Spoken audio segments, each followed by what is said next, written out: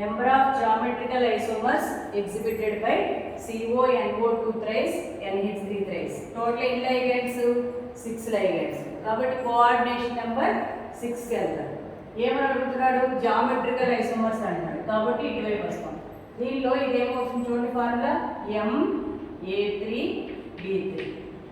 MA3B3 ఏమిటి? ఇది ఇలా అన్నారంటే జామెట్రికల్ ఐసోమరిజం ఉంది అని.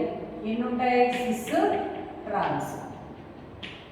కాబట్టి ఆప్షన్స్ 1 2 3 4 ఇచ్చాడు అనుకోండి. 2 ఐసోమర్స్, 6 ఐసోమర్, ట్రాన్స్ ఐసోమర్. ఎంత ఈజీ అన్నమాట. ఈ టేబుల్ వస్తే ఈ క్వశ్చన్ రాయడం అంత ఈజీ. ఈ టేబుల్ రాకపోతే అసలు ఈ క్వశ్చన్ని మీరు అటెంప్ట్ చేయలేరు అనమాట. అంటే కన్ఫ్యూజన్ వస్తుంది. ఖచ్చితంగా మీరు ఆన్సర్ చేయగలుగుతారు. ఐసోమెరిజం మీద క్వశ్చన్స్ కానీ అడిగితే మీరు ఆన్సర్ చేయాలంటే ఈ టేబుల్ నేర్చుకోవాలి. కోఆర్డినేషన్ నెంబర్ 6 ఉన్నప్పుడు ఆప్టికల్ ఐసోమెరిజం ఎవరెవరిలో ఉంటుంది అంటే ఇది. ఎన్ని ఐసోమర్స్ ఉంటాయంటే దీనిలో 30 ఐసోమర్స్ ఉంటాయి చూడండి. దీనికైతే 2. ఇలా ఎన్ని ఐసోమర్స్ ఉంటాయో పక్కన నెంబర్ అనమాట. దీనికైతే 15 జామెట్రికల్ ఐసోమర్స్ ఉంటాయి. ఇలా ఈ టేబుల్ అనేది నేర్చుకుంటే రాయగలుగుతారు. నెక్స్ట్ ఇంకో క్వశ్చన్ చూద్దాము.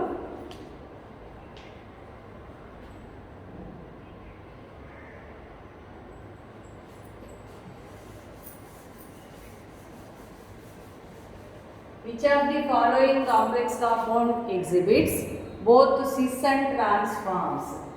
Both cis and trans forms అని ఆప్షన్స్ ఇలా ఇచ్చాడు.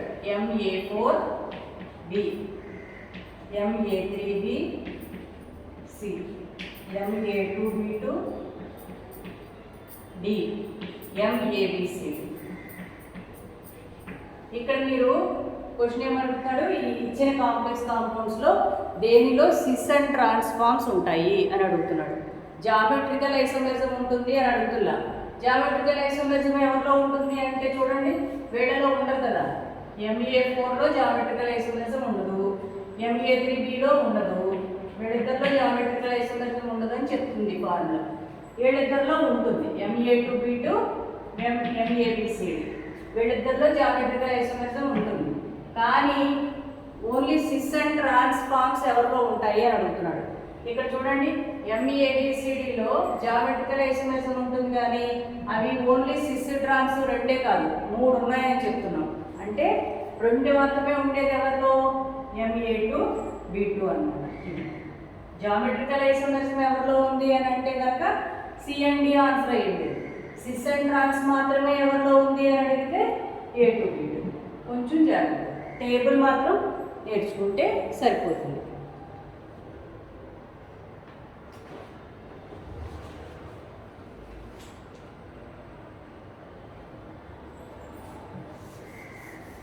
నెక్స్ట్ ఇది కూడా previous question.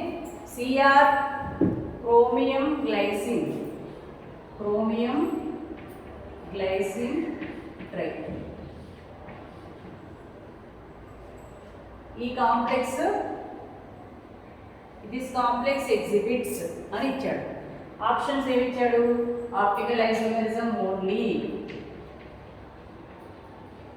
Geometrical isomerism only, both optical and geometrical, none. ఇప్పుడు మీరు దీన్ని MAB3 AA3 చూసుకోవాలి. గ్లైసిన్ అంటే ఎమైనో యాసిడ్. ఎమైనో యాసిడ్లో ఎన్ని ఫంక్షనల్ గ్రూప్స్ ఉన్నాయి? ఎమినో యాసిడ్ 2 ఫంక్షనల్ గ్రూప్స్ ఉన్నాయి కదా. కాబట్టి అది ఏమవుతుంది? AB3 అవుతుంది. అదే ఒకే ఫంక్షనల్ గ్రూప్ ఉన్నదైతే కనుక ఇక్కడ AA3 అయి ఉండేది. ఇది ఎమైనో యాసిడ్ కాబట్టి 2 ఫంక్షనల్ గ్రూప్స్ ఉన్నాయి కాబట్టి AB3, MAB3. MAB3 చూడండి, MAB3కి జామెట్రికల్ ఐసోమెరిజం ఉంటుంది కదా. నెక్స్ట్ ఇక్కడ MAB3కి జామెట్రికల్ ఐసోమెరిజం ఉంటుంది, ఆప్టికల్ ఐసోమెరిజం ఉంటుంది. ఇవి రెండు టోటల్ 4 ఉంటాయని చెప్తున్నారు. కాబట్టి MAB3కి ఆప్టికల్ ఐసోమెరిజం ఉంటుంది, జామెట్రికల్ ఐసోమెరిజం ఉంటుంది. ఆన్సర్ ఇదన్నమాట. చూసారా, ప్రీవియస్ క్వశ్చన్స్ అన్నిటికి ఆన్సర్ చేయగలిగాం ఈ టేబుల్ వచ్చినట్టయితే. కాబట్టి ఈ టేబుల్ని జాగ్రత్తగా నోట్ చేసుకుని ఐసోమెరిజం అనేది నేర్చుకోండి అమ్మా. దీని మీద ఖచ్చితంగా బిట్ వస్తుంది, ఈజీగా ఆన్సర్ చేయగలుగుతారు.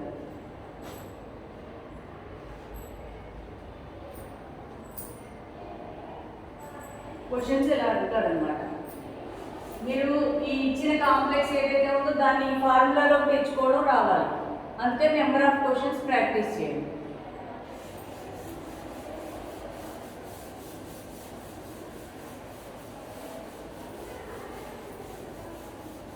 నెక్స్ట్ ఇంకొక ఇంపార్టెంట్ కాన్సెప్ట్ చెప్తాను.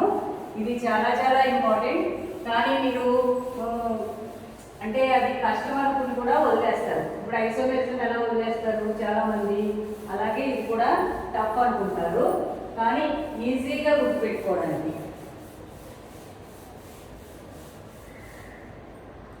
స్పినెల్స్ అనేది ఒక చిన్ని టాపిక్, కానీ చాలా చాలా important topic.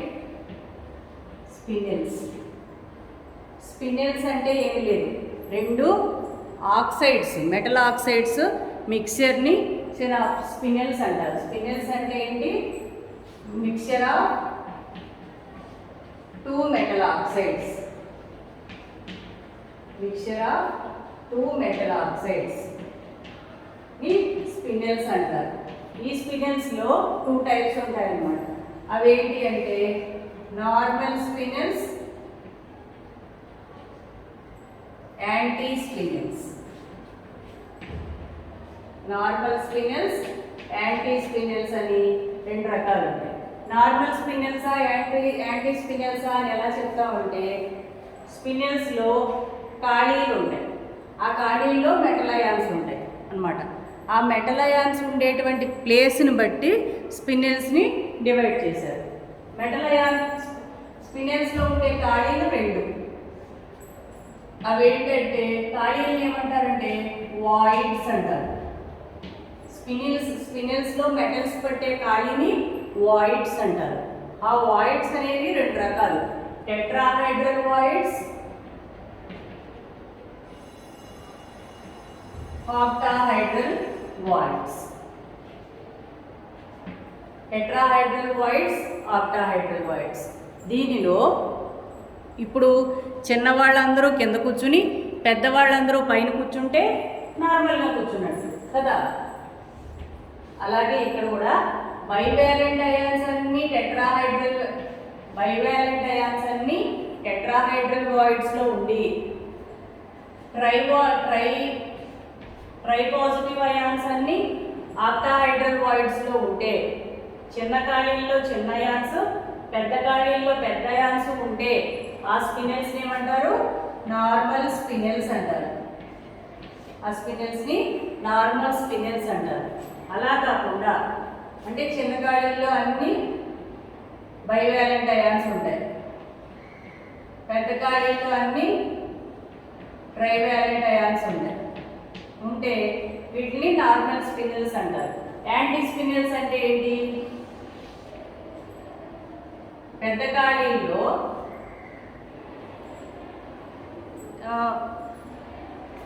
Trivalent ions, bivalent ions వెళ్ళి పెద్ద ఖాళీల్లో ఉంటాయి.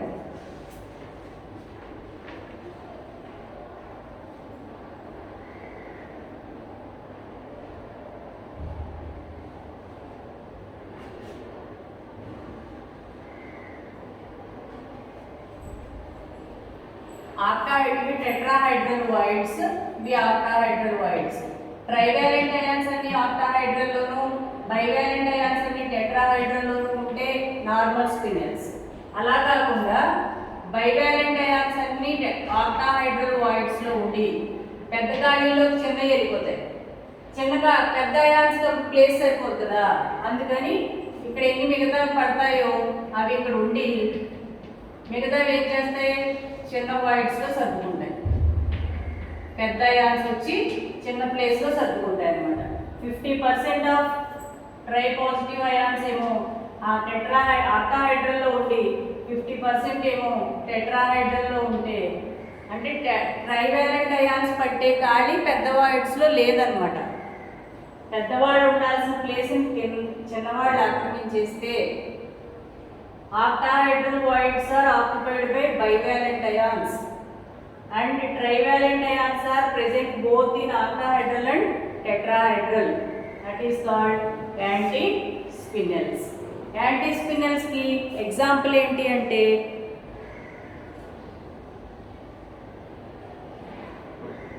all iron oxides అన్నీ కూడా. అంటే ఐరన్ ఆక్సైడ్ ఉన్న ఏదైనా సరే, ఇక్కడ ఏదైనా మెటల్ ఉండేవండి Fe2O4 ఉందనుకోండి, అంటే ఆ మెటల్ ఎవరైనా కానివ్వండి, అల్యూమినియం కానివ్వండి, ఏదైనా కానివ్వండి, వేరే మెటల్ మెగ్నీషియం కానివ్వండి, ప్లేస్లో ఎవరన్నా ఉండనివ్వండి, ఇక్కడ ఎవరైనా ఉండనివ్వండి, ఇక్కడ ఐరన్ ఆక్సైడ్ కనుక ఇలా ఉంటే, ఐరన్ ఆక్సైడ్ ఉన్నవన్నీ కూడా దేని కిందకి వస్తాయి? All iron oxide containing spinels are antispinels. All ఇదొక్కటే బండ గుర్తు. All iron oxide containing spinels are antispinels except zinc. ఈ ఎమ్ ప్లేస్లో కనుక జింక్ ఉన్నట్టయితే except all iron oxide containing spinels are antispinels except zinc containing iron oxide. Zinc containing iron oxide spinel is spinel ఇది normal spinel.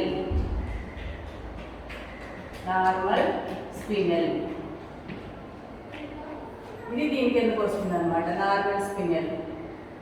All iron all iron oxide containing spinels are antispinels except zinc iron oxide.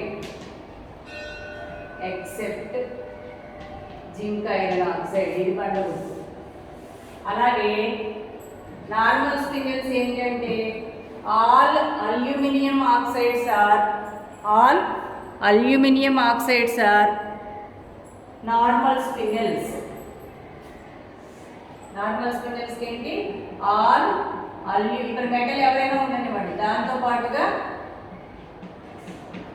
Aluminium oxide ఉంటే all aluminium oxides are, ఆ metal ఎవరైనా కానివ్వండి, all aluminium oxide containing spinels are normal spinels except nickel.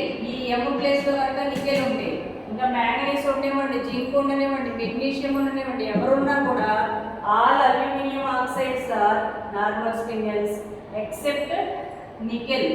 Aluminium oxide is ఏంటి? Antispinel. ఇదొకటి విరుద్ధం అన్నమాట. యాంటీస్పినల్ అంటే ఏంటి? ఇక్కడ ట్రైపాజిటివ్ అయాన్ ఎవరు? Al+3. డైపాజిటివ్ అయాన్ ఎవరు? Na+2. డైపాజిటివ్ అయాన్ ఎక్కడ ఉండాలి? టెట్రాహెడ్రల్ వాయిడ్లో. ట్రైపాజిటివ్ అయాన్ ఎక్కడ ఉండాలి? ఆక్టాహెడ్రల్ వాయిడ్లో. కానీ డైపాజిటివ్ అయాన్ సెల్ ఎక్కడ ఉంటాయి? ఆక్టాహెడ్రల్ వాయిడ్లో. ఇవి వచ్చి ఇక్కడ అక్కడ సర్దుకుంటాయి, అక్కడ కొన్ని ఇక్కడ కొన్ని. అందుకని ఇదేమవుతుంది? Antispinel. Nickel containing aluminium oxide is antispinel. All the remaining aluminium oxide containing oxides are normal spinels. Alage iron oxide containing spinels are all are antispinels except zinc containing iron oxide. ఇదన్నమాట. ఓకేనా? Normal spinal అంటే ఏంటి? +2 ఉన్నవి tetrahedral వాయిడ్స్లో, +3 ఉన్నవి octahedral వాయిడ్స్లో ఎవరు ఎక్కడ ఉండాలో అక్కడ ఉంటే దాన్ని నార్మల్ స్పినల్ అంటారు. +2 ఉన్నవి ఆక్టాహైడ్రల్లోకి వెళ్ళిపోయి +3 ఉన్నవి అక్కడ ఇక్కడ 50% ఉంటే యాంటీస్పినల్స్ అంటారు. ఇది చాలా చాలా ఇంపార్టెంట్ కాన్సెప్ట్. దీని మీద అంటే this spinal comes under which type అని నార్మల్ స్పినల్, యాంటీ స్పినల్ అలా ఆప్షన్స్ ఇస్తారనమాట. అప్పుడు మీరు చెక్ చేసుకోవాలి. ఐరన్ ఆక్సైడ్ ఉన్న స్పినెల్ అయితే ఐరన్ ఆక్సైడ్ ఉన్నది, అల్యూమినియం ఆక్సైడ్ ఉన్నది ఎక్కువగా అడుగుతారు. ఐరన్ ఆక్సైడ్ ఉన్నవి అయితే కనుక ఐరన్తో పాటు ఎవరున్నారో చూసుకోండి. జింక్ ఉంటే కనుక నార్మల్, జింక్ లేకపోతే ఐరన్ ఉన్నవన్నీ కూడా యాంటీ స్పినెల్స్. అలాగే అల్యూమినియం ఉన్నవన్నీ నార్మల్. అదే అల్యూమినియంతో పాటుగా కనుక ఒకవేళ నికెల్ ఉంటే కనుక అది యాంటీ అవుతుంది. ఇది చాలా ముఖ్యమైనటువంటి కాన్సెప్ట్ అమ్మ, ఐసోమెరిజము, స్పినెల్స్.